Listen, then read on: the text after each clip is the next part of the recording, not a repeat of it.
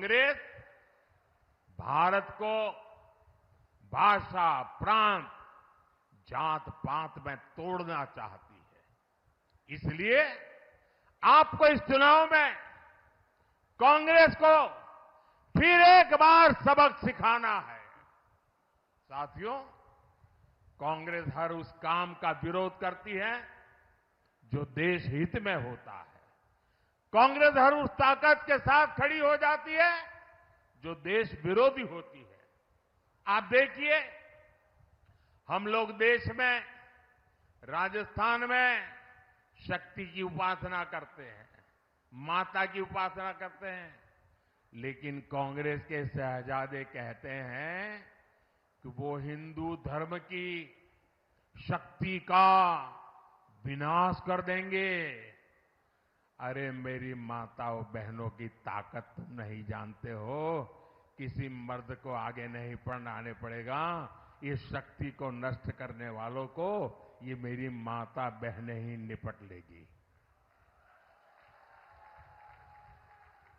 देश में राम मंदिर निर्माण का पुनीत पावन काम होता है, कांग्रेस उसका भी बहिष्कार करती है। और कांग्रेस करती क्या है? कांग्रेस रामनवमी की शोभा यात्रा पर राजस्थान में पत्थरबाजी करने वाले दंगाइयों को संरक्षण देती है।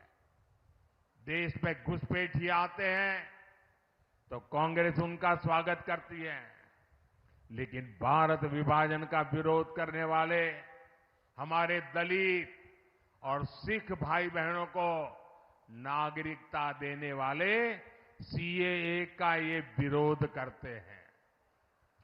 मैं आपसे पूछता हूं, क्या कांग्रेस एक भी सीट राजस्थान से जीतने की हकदार है क्या? हकदार है क्या? एक भी सीट बचनी चाहिए क्या उनकी? इस बार तो उनकी सीटों की जमानत जानी चाहिए भाइयों। जाएगी? साफ कर दीजिए उनको, ये सुधरेंगे नहीं। साथियों, 26 अप्रैल को राजस्थान और देश के भविष्य के लिए एक बहुत बड़ा दिन है। और मैं रिफाइनरी के उद्घाटन के लिए जब आऊंगा तब आपको मैं याद कराऊंगा कि इसका महत्व क्या है।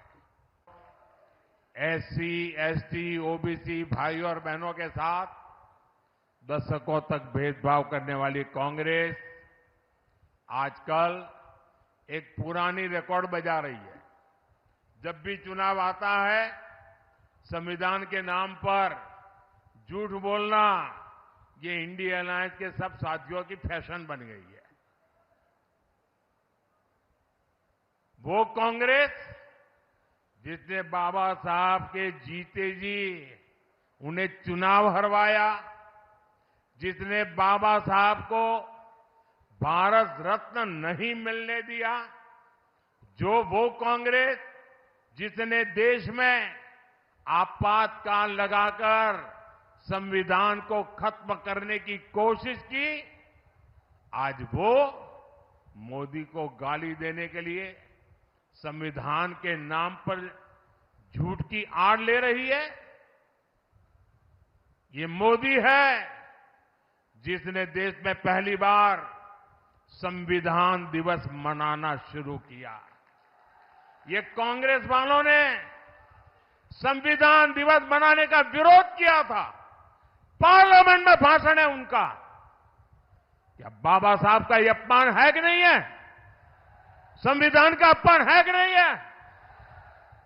इतना ही नहीं, ये मोदी है जिसने बाबा साहब से जुड़े पंच तीर्थों का विकास किया। इसलिए बाबा साहब और संविधान का अपमान करने वाले कांग्रेस और इंडिया अलायंस के झूठों से, उनकी गपबाजी से सावधान रहने की जरूरत है। जिसके दोनों तरफ पड़ोसियों के पास परमाणु हथियार हो, क्या उस देश में परमाणु हथियार समाप्त करना, इसकी सोच ये समाप्त करना चाहता है इंडिया अलायंस? क्या परमाणु हथियार समाप्त होने चाहिए? मुझे सबका जवाब चाहिए। क्या परमाणु हथियार समाप्त होने चाहिए? क्या परमाणु हथियार समाप्त होने चाहिए?